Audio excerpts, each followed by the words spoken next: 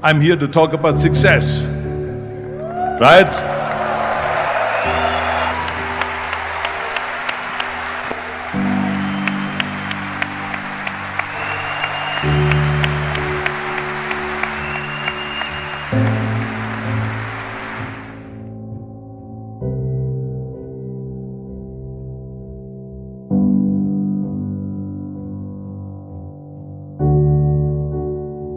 Now let me get right away to the first rule of success. The first rule of success is to have a vision. You see, if you don't have a vision of where you go, and if you don't have a goal where you go, you drift around and you never end up anywhere. It's like you can have the best ship in the world, you can have the best airplane in the world. If the pilot or the captain doesn't know where to go, it would just drift around. It would not end up anywhere, or most likely in the wrong place. So I was very fortunate that I stumbled onto my vision. I mean, as you know, I was born in 1947 in Austria after the Second World War. And I didn't really like Austria when I grew up. I couldn't wait to get out of there. I couldn't see myself becoming a farmer or a worker in a factory or anything like that. Even though my parents wanted me to stay there and have a normal life. My father wanted me to become a police officer like he was. My mother wanted me just to stay there and marry a girl and have a bunch of kids. But that was their vision, not mine. My vision was totally different. I felt that I was born for something special, for something unique, for something big. So I was searching. Then one day I went to school. I remember I was 11 years old, and they showed a documentary about America. And all of this stuff, and I said to myself, that's where I want to be. I don't want to be around here with these little farmhouses and these little buildings. Everything is old. I want to be in America. But now the question was just, how do you get to America? In those days, it was a very expensive trip. It's not like today. So again, I was very fortunate that one day after school, I walked by a store in Graz. And it was the only store that really sold kind of American stuff. So I went inside and I looked around and I looked at this stuff, and then I saw a magazine. I saw a bodybuilding magazine that had Reg Park on the cover. Reg Park was then a 3-time Mr. Universe. And I saw him on the big screen as Hercules. And on the cover it said, how Reg Park, Mr. Universe, became the Hercules star. So I looked at the cover and I said to myself, I got to get this magazine. So I bought the magazine, I took it home and I read it over and over from the front page to the back.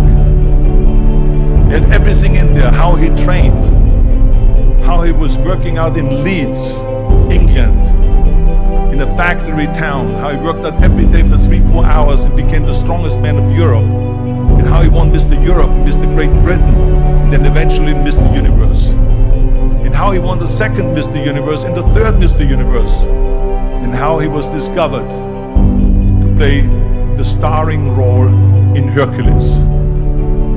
I read that and I said to myself, wow, this is the blueprint for my life. This is exactly what I want to do. I want to become a bodybuilding champion just like Reg Park. I want to get into movies just like Reg Park. And I want to make millions of dollars and be rich and famous just like Reg Park. Do you know how great it felt that I knew where I was going? Imagine the majority of people don't know where they're going. I knew where I was going. So it was just a question of how do you do it? I was so relieved. Because when you have a goal, when you have a vision, everything becomes easy. So I knew where to go. So people always ask me, when they saw me in the gym in the pumping iron days, they said, why is it that you're working out so hard? 5 hours a day, 6 hours a day, and you have always a smile on your face. The others are working out just as hard as you do, and they look sour in the face. Why is that? And I told people all the time, I said, because to me, I'm shooting for a goal. In front of me is the Mr. Universe title. So every rep that I do gets me closer to accomplishing that goal, to make this goal, this vision turn into reality. With the age of 20, I went to London and I won the Mr. Universe contest as the youngest Mr. Universe ever. And it was because I had a goal. And this is no different than anything else, what I'm talking about. This is not just about bodybuilding. It was the same in acting. And the same thing is also in politics. I remember that in politics, I had a very clear vision that I will be the leader of California. This is as far as I could go because I was not born in America, so I could not run for president. So being the governor of the 5th largest state was for me really the ultimate title, the ultimate accomplishment in politics. So even though people came up to me and says, why don't you go and run for something smaller, you're never gonna make it. I ran for governor, and then 2 months later I became governor of the state of California. Again, because I had a very clear vision what I'm gonna do with California. So let me tell you something, visualizing your goal and going after it makes it fun. You got to have a purpose no matter what you do in life. You got to have a purpose. So that's rule number 1, have a vision.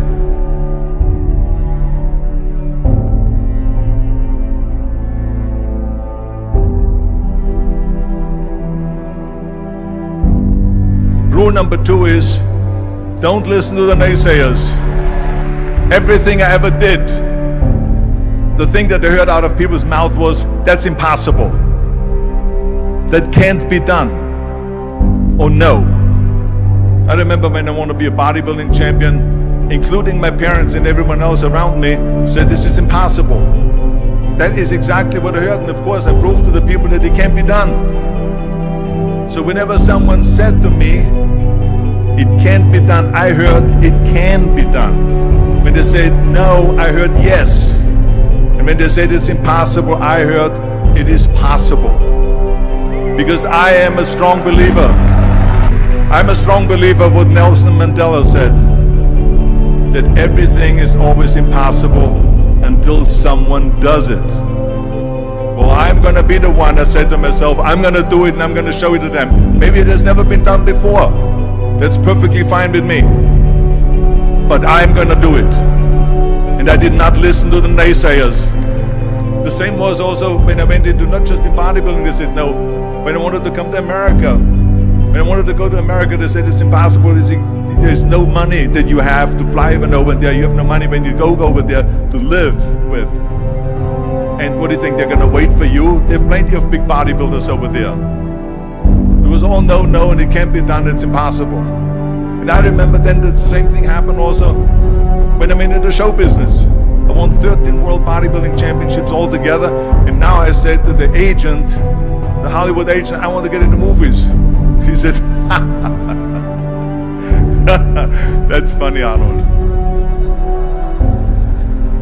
I asked a studio executive, I say, I want to get into movies. I want to be a leading man. He started laughing. So they all say it's impossible. I said, why is it impossible? He says, because look at how big you are. You weigh 250 pounds. Hercules bodies and muscular bodies weighing 20 years ago. And then they told me, it says, and your accent, even if you reduce all your body weight and everything and have a normal body, I said, your accent, I mean, it will go give people goosebumps. With the German accent, it will get people the creeps. They will get scared. He says, no one in Hollywood ever has become a leading man that had an accent. That's the kind of stuff that I heard. They said, no, you see, it's impossible. And plus your name who can pronounce Schwarzenschnitzel or something like that. No one can pronounce that, so forget about it, Arnold. This is the kind of thing that I heard.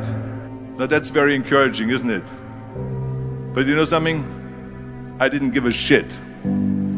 I said to myself, in bodybuilding I worked out 5-6 hours a day. I'm gonna do the same thing now for acting.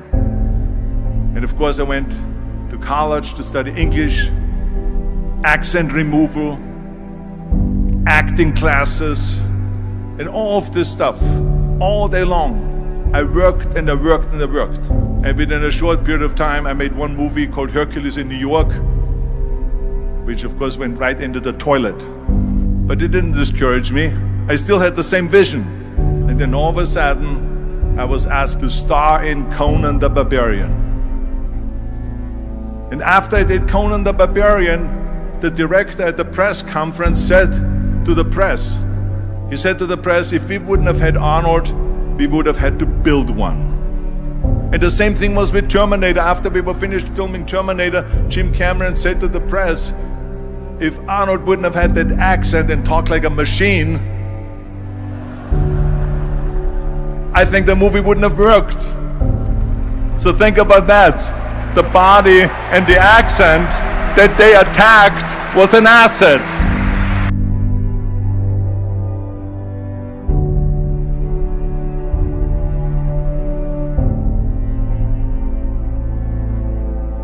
And the next thing, the third point that I'm going to make to you is work your ass off. There is no magic pill. There is no magic out there. You cannot get around. You have to work and work and work. And it drives me crazy when people say they don't have enough time to go to the gym for 45 minutes a day and work out. Or to do something for 45 minutes to an hour a day to improve. If it is physically improve or if it is mentally to improve. Imagine you read 1 hour a day about history. How much you will learn after 365 hours in 1 year. Imagine if you will work on the business, on some business that you want to develop every day for an hour. Imagine how further along you will go and get. So it drives me nuts because when people say we don't have the time, we have 24 hours a day. We sleep 6 hours a day, so that gives you still 18 hours. So there's someone shaking their head out here in front. They say probably, I don't sleep 6 hours, I sleep 8 hours, right? Or just sleep faster. So we have 18 hours a day. The average person works around 8 to 10 hours.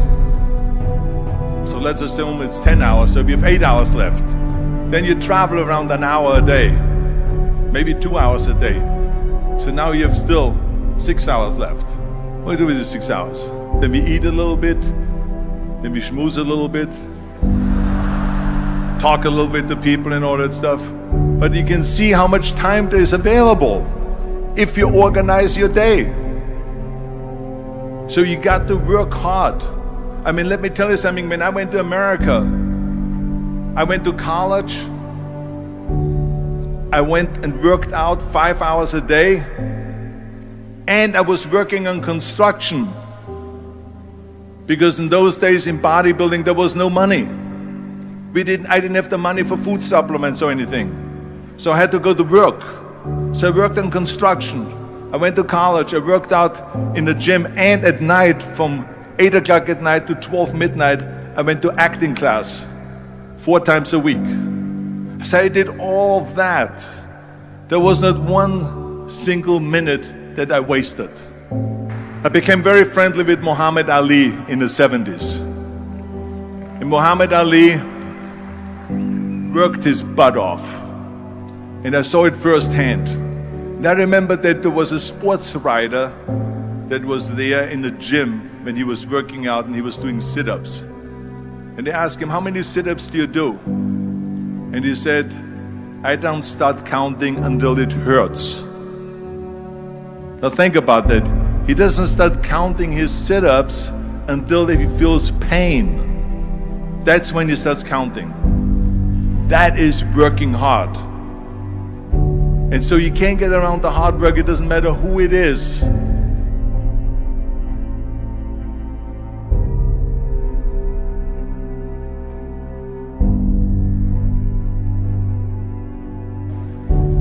Well, I hate plan B.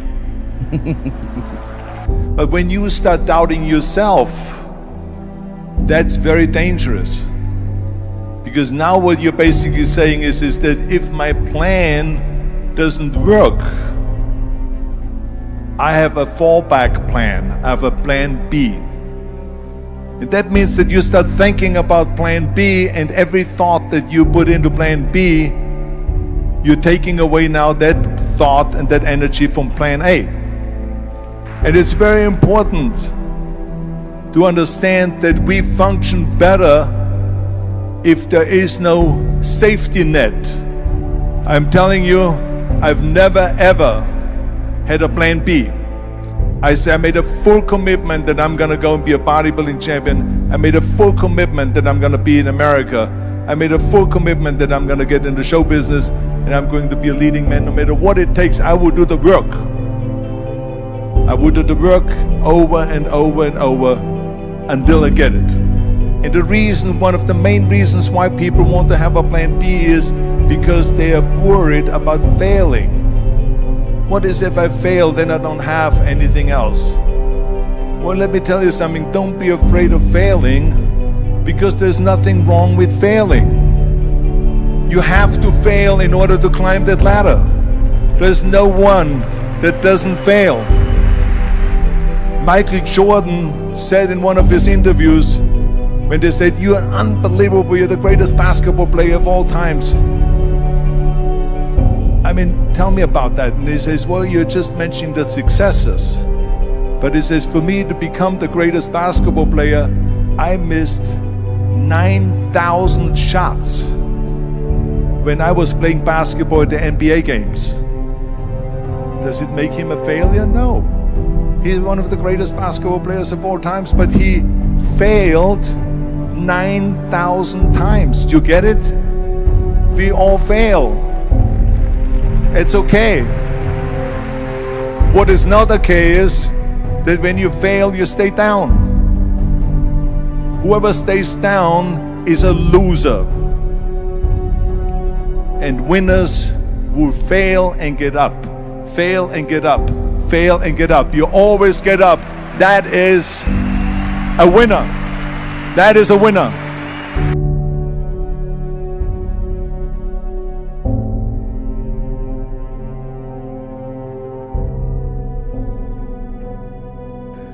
This is one of my 6 rules to success. You can only feel complete as a person if you think about what can you do for your fellow member around you that maybe needs help. I was an immigrant going to America, and I saw how America was the most generous country in the world. I mean, they opened up their arms to me, they helped me, they invited me for Thanksgiving dinner, the people. They brought me, the bodybuilders in the gym brought me plates to my apartment because I had no plates, I had no silverware, I had no bedware, I had no pillows, I had no blanket, I had no TV, I had no radio, I had nothing. They brought it to my apartment. And I said to myself, as an immigrant that is being embraced with open arms, that I need to go and make sure that I give something back. And this is when I started feeling obligated, and I said to myself, so what can I do? I'm a bodybuilder, what can I do? Well, then I realized, when I saw Special Olympics, that I can help and train Special Olympians. And so we started getting involved in Special Olympics, and in no time, I proposed to them to start powerlifting in Special Olympics. And it became the #1 sports in Special Olympics, powerlifting. They always have a packed hall of 5,000 people. And I became the national trainer and the international trainer of Special Olympics. And I tell you, I felt so good. I felt better than winning a bodybuilding competition, going to one of their competitions and seeing 100 of those athletes from all over the world competing in powerlifting and being happy and being included and being felt that they're equal to all of us. It was the most unbelievable feeling, and this is why I got so excited about it that then after that I started, going around to military bases in America and training our military personnel. Because in those days, bodybuilding and weight training wasn't popular. Now it is. Now when you go to Iraq, to Baghdad or somewhere like that, you see the American soldiers train. They have the biggest facilities. It's like this dome here. This is how big the training facilities are now. So I went from military base to train the soldiers and the sailors, the airmen and all of them. The more I got into that, the more I realized how good it feels to give something back. And that's when my idea came about after-school programs, because after school, when I traveled to all the schools to train students, I saw there was a huge gathering of students after the school was over outside the school. And I asked the school principal, what are all the students doing? He said to me, Arnold, you have to understand that 70% of the kids in our schools, they come from parents where 70% of the parents are both working. So therefore there's no one there picking them up. So that's got me the idea to start after-school programs, to keep those kids in school while the parents are working, and to offer them homework assistance, tutoring, sports and fitness programs and arts programs, music and painting and so on. And it became a huge success. Then, of course, when 2003 happened, where there was a governor's race in California, I said to myself, now is my chance to jump in there and to really give everything. And people said to me, says, are you crazy to run for governor? When you're governor, he says, you cannot go and make movies anymore. I mean, I know that you can't run the state and make movies. Of course not. He says, well, you would lose all these millions of dollars. I mean, you're getting 20, 25, 30 million dollars a movie, you will lose that. I say, I don't care. I say, all the money that I made is because of America. My success is because of America. Everything that I've accomplished is because of America. I say, so for me now to give something back for 7 years and not to make money makes no difference to me. I say, I'm gonna do it. And I jumped in the end of the race and did it. And let me tell you something, I'm not poor because those 7 years I didn't get paid. I'm perfectly fine. And it made me feel good that I could give back to America.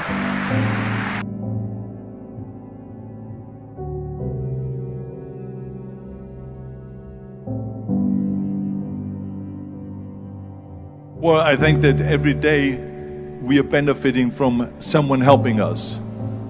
That's why I said earlier, there's no such thing as a self-made man. I mean, when you think about it, you're born and you need your parents to raise you. You need your teachers to teach you. You need your coaches to do sports.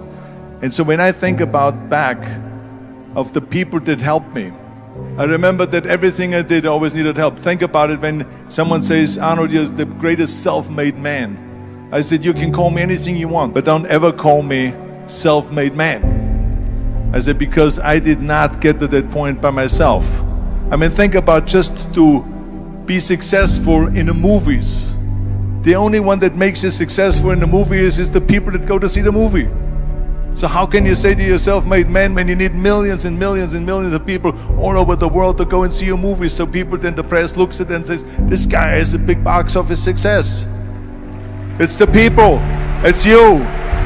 Imagine if Jürgen and I both think that we're self-made people and this hall right now is empty. No one here. Do you think this will be a successful conference? No. Who makes it successful is not him and me. We are just one little molecule that is added to the equation. But you are the ones that make this conference a successful conference. So thank you all of you for being here today. You are the ones that is making it big.